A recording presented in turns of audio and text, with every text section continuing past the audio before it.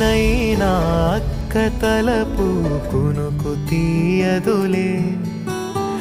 కలలలోనూ కాపు కాసే కన్ను మూయదులే అక్కయే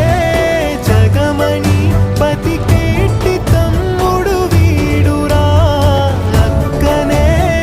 బిడ్డగా పెంచేటి అమ్మైనాడురా వీడి ప్రేమని పొగడగా భాషలేవి చాలవురా ఈ తమ్ముడే తన అక్క కమ్మై లాలించ